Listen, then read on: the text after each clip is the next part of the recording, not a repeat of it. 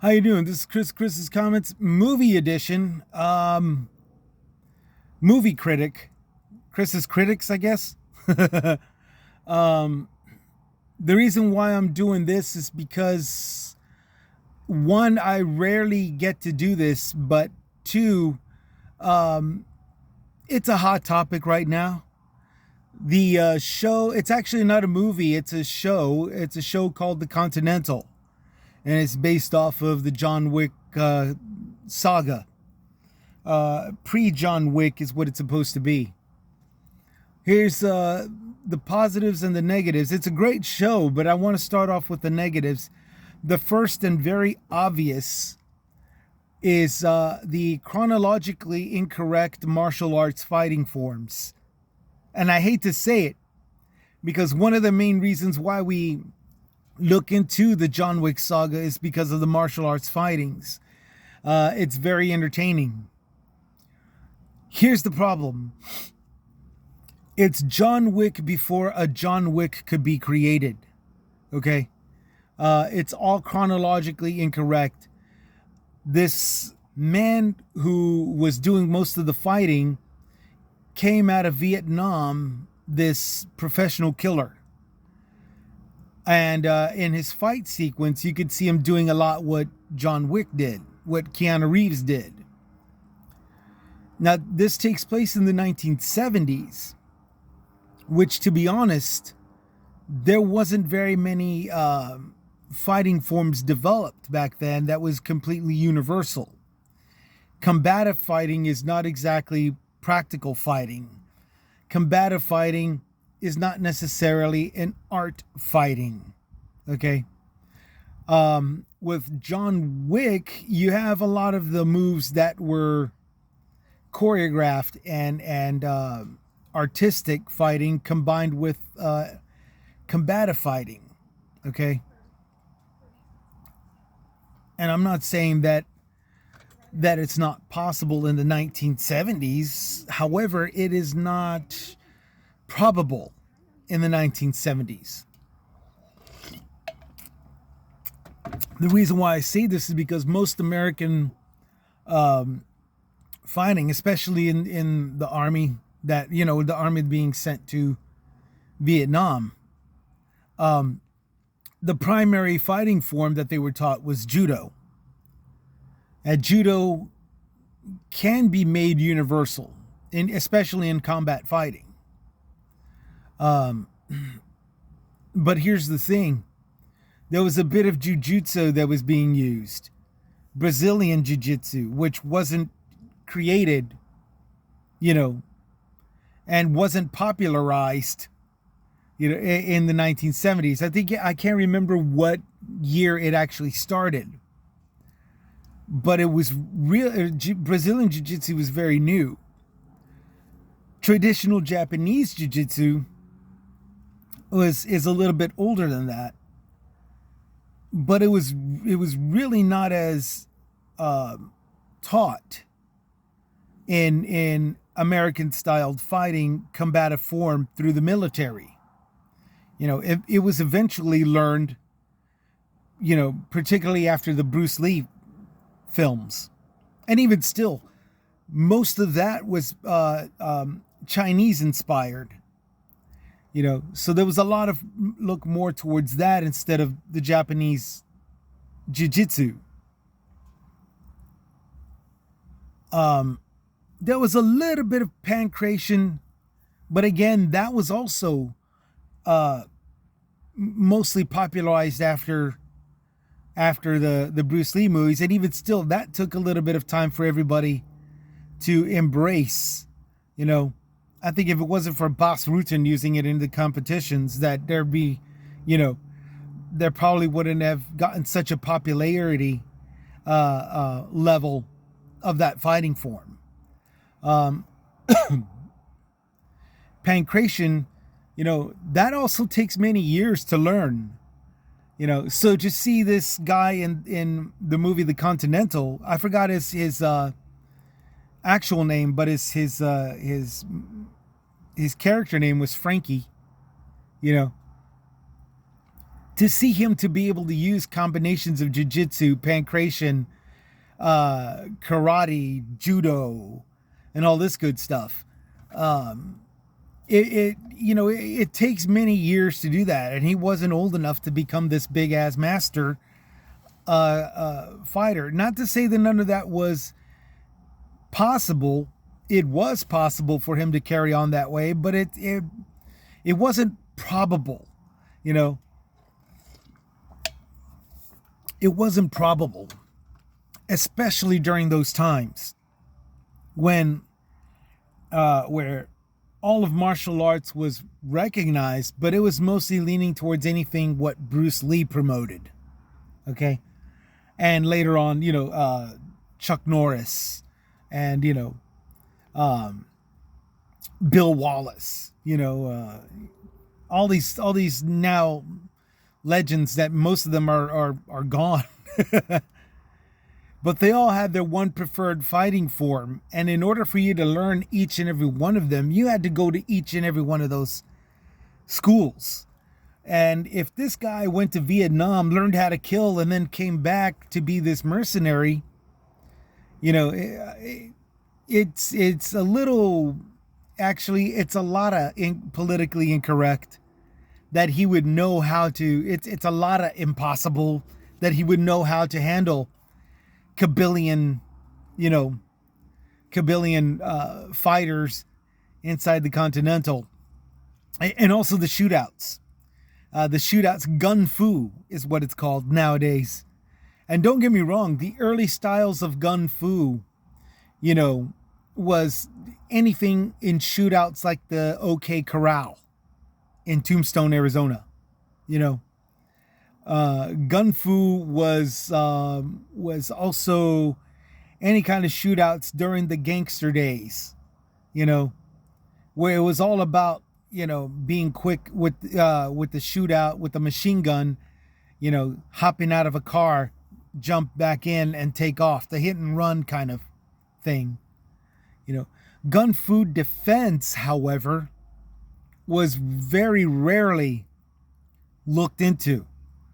And don't get me wrong, there's some old 1800s, like Baritsu, the British fighting form where you're using a club, your walking cane, to knock a gun or a knife out of the hands. Then that's also Gun Fu, what we call Gun Fu this day and age. But back to the Continental, to think this guy, this street kid that went to go fight in Vietnam, went crazy or whatever, it's had this determination to kill people and fight off everybody in the form of Gun Fu. And don't get me wrong, there was some gun defense taught in the U.S. military in those days. Of course, it was all still judo. It was all still judo based. Sorry, my breakfast, I'm burping it up. It was all still judo based. Okay. None of it was slide the chamber back, to prevent the guy from pulling the trigger, punching him, and then mangling his arm and ripping out the gun and backhanding him, readjusting it, and then shooting him. None of that was really U.S. military. Okay, none of that was U.S. military training. Okay, and again, he'd have to go to a bunch of schools just to learn how to do that. He'd have to go to a certain particular type that practiced gun defense in that hand-to-hand gun defense part. Okay, in a spiral staircase, against 20 shooters. It's just, don't get me wrong, it's entertaining. I'm just getting this negativity out I have to let this part out first. It's still very entertaining. I'm going to watch the second episode, but, yeah, that was very chronologically incorrect, martial arts, and virtually impossible that a guy would know how to do all that fighting. We're using a variety of martial arts, universal martial arts. And don't get me wrong, around that time, Bruce Lee said, you're making martial arts universal because that's what keeps you a universal fighter and stuff like that. But again, this guy, I seriously doubt he went to Yeah, Bruce Lee's Academy in San Francisco. um, and let's see, the Vietnamese wife that he had using Tai Chi, a little bit of Taekwondo, a little bit of Shaolin, a little bit of Wing Chun. I get it.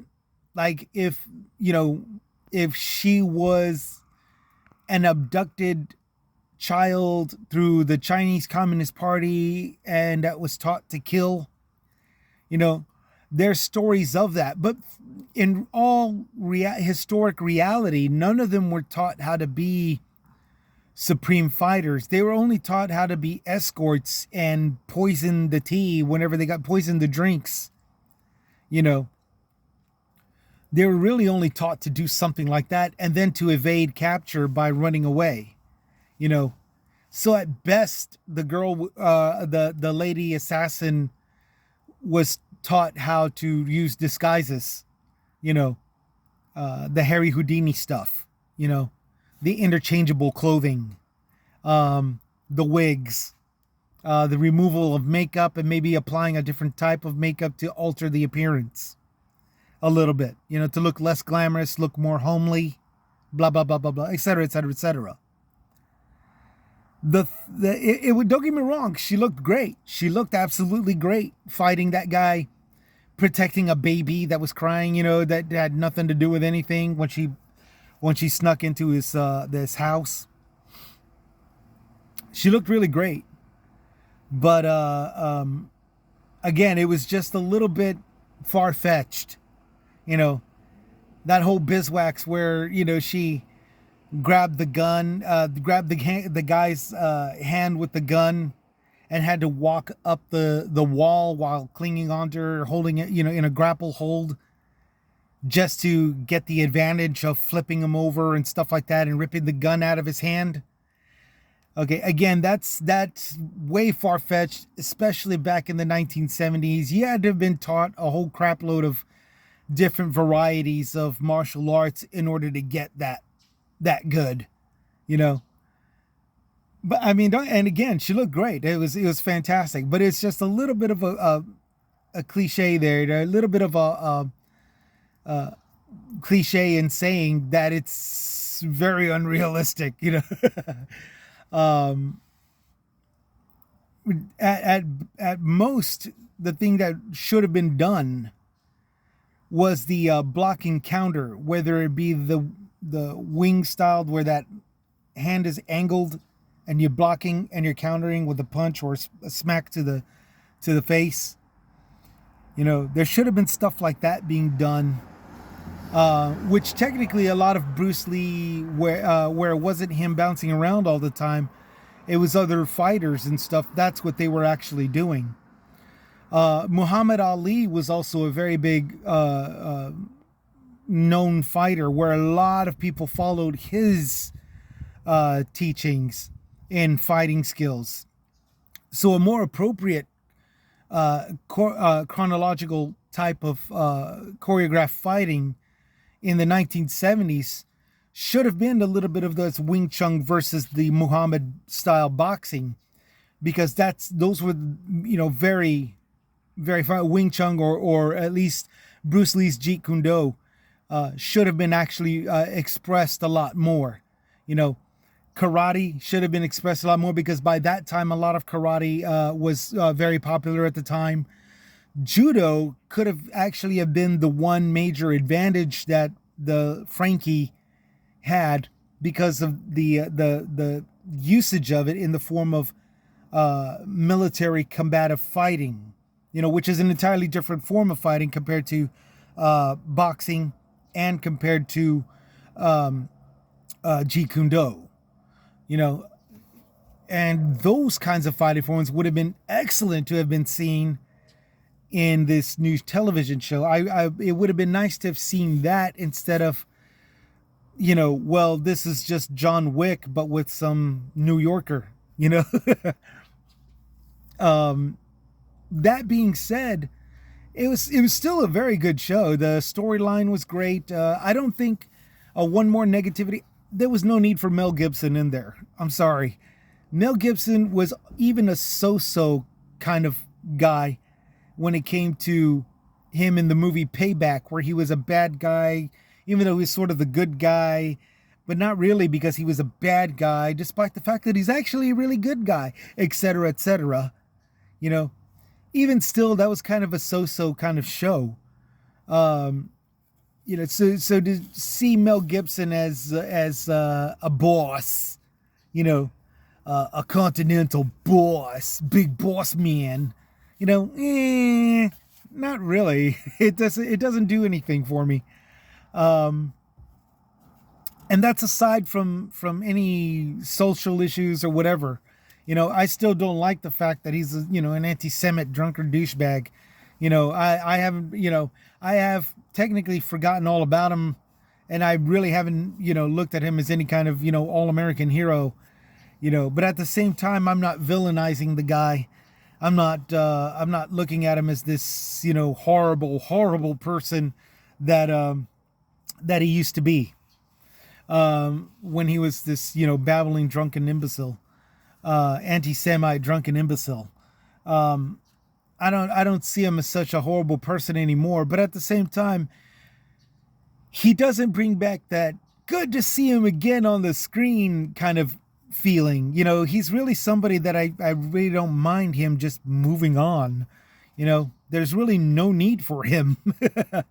Any other person could have done him to top it all off. This is a job that, and to top it off even better, more realistic, for crying out loud, it just makes more sense to use somebody else rather than Mel Gibson as the big boss man, but aside from that, yeah, back to the show. The show was great. It was neat to see Winston, being a New Yorker, being an Englishman, being a New Yorker, going back to being a New Yorker all over again. It was interesting to see that he had a brother.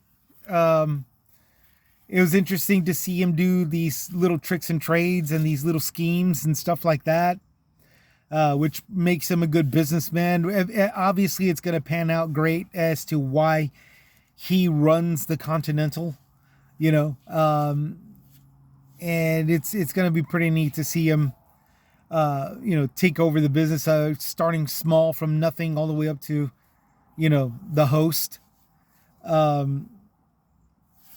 So yeah, it'll be pretty good to see. I can't wait to see any more of it. I don't expect any more major fighting like that. I'm hoping that it goes a little bit more chronologically correct, although I think the first season is already recorded. So it's going to be that same old cliche over and over again. But yeah, the color scheming is cool. The music, oh my God. They're using every single genre in the music while playing the music. Stuff that that they weren't even listening to back then. That certain disco extremes, certain hard rock, heavy metal. I noticed they closed with Children of the Grave by Black Sabbath during the credits. Man, nobody was listening to Black Sabbath back then. They were the devil, So for that to be now part of the cool, I'm bad. This is bad. Bad meaning good. Ooh, bad. In the credits of that show, it's kind of cliche also, but at the same time, it was well put together. It was placed very well.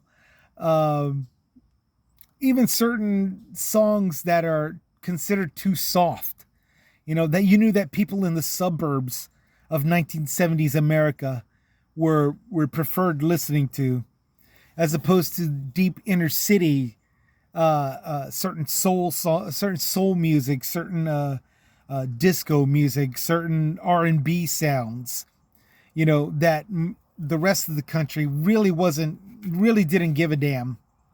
It was good that they threw it in there, but you knew not everybody was actually listening to that. I even like that one Asian, the French song, while that guy who was beating the man to death was playing. It was good because somebody like myself really doesn't mind foreign music, European music from other countries. I don't have a favorite, but at the same time, I don't mind it. I thought it was pretty good. But not everybody was listening to. They played a lot of stuff. They did the whole what's his name? Scorsese, not Scorsese. Oliver Stone, I think it was. I think Francis Ford Coppola would also use periodic music. No, actually, I think even Scorsese on Goodfellas, and Casino did periodic, did songs of that time, kind of thing, and so to see it being done on this movie, excuse me, on this television show, it was pretty good. It was well done. And again, the colors, the scenery, and all that. The trying very hard to make it look 1970s with those rounded edge, taxi cabs. With sort of like the rounded trunk and the rounded hood. That was pretty neat to see. The automobiles and all that, and the not so many neon lights, because in the 70s there really wasn't that many. Not like the way the John Wick series has. In the 1970s, everything was pretty damn dark. If y'all remember The Warriors, which was actually 1979, 1980, a lot of those shadows that you see in there was caused by a bunch of lights that was placed behind the camera. And it was only so that way you could see the characters running down the street. Back then, there was only like one street lamp, at the end of every 5 blocks. So there was a lot of shadowing back then.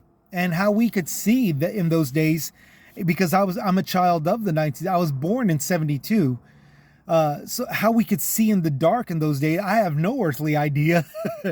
But, one lamp at the end of 2 blocks to 5 blocks was really all that we needed back then. It was the cameras that had to have everything lit up in order to record people in the nighttime. So to see this New York where you have one neon sign, and everything else is just paper signs that says we're open, and all this other stuff, and non-television styled billboards, but actual painted boards, painted posters, printed posters and stuff. That was pretty neat to see. It was very nostalgic. It was pretty neat. They also did real good with putting a lot of the metal trash cans instead of the plastic ones that we all now have these days. The ones with the wheels in the back so you can cart them around and all this stuff. Those old beat up metal trash cans. A lot of littering. And the darkness, a lot of darkness, the humidity and all that stuff. You could see, all the moisture in the air and on the streets and all that crap. There was plenty of it. There was very little stopping Mother Nature back then from being the hot and humid, hot and humid New York City, right next to Manhattan Island, where it was actually very grim and virtually dismal. But yeah, it was really, really done well. The scenery, the footage, the filming, and even though the fight choreography was way ahead of its time and politically, chronologically incorrect, the filming of that fight choreography was just as good as a John Wick film, which was, very, very impressive. And it was, oh, thank God, it captivated you very, very easily with all of that action that was going on. It was really good. really well done. I can't. I am going to see. I'm still going to watch the show. I'm still going to see all the episodes of the season. But I had to let all that out. I have to let all this out. My critiques, and let this out because it's still a very good show. The storyline, I can't wait to see how the coin press plays out, all that good stuff. And there's also hints and allegations of the old world. So to see that a little bit more in depth will be cool also. Yeah, so that's Chris's critiques on the television show called The Continental. I hope y'all get to enjoy it as much as I will. And let me know of any critiques if you want me to start doing them. Let me know of any of what I should talk about. All this good stuff. Throw a suggestion out there. I'll see if I can get it on my television. Anyway, that's all for today's show. And we'll see you next time. Hope you all have a good weekend. Stay safe out there. And we'll see you next time, okay? This is Chris Comments, signing out.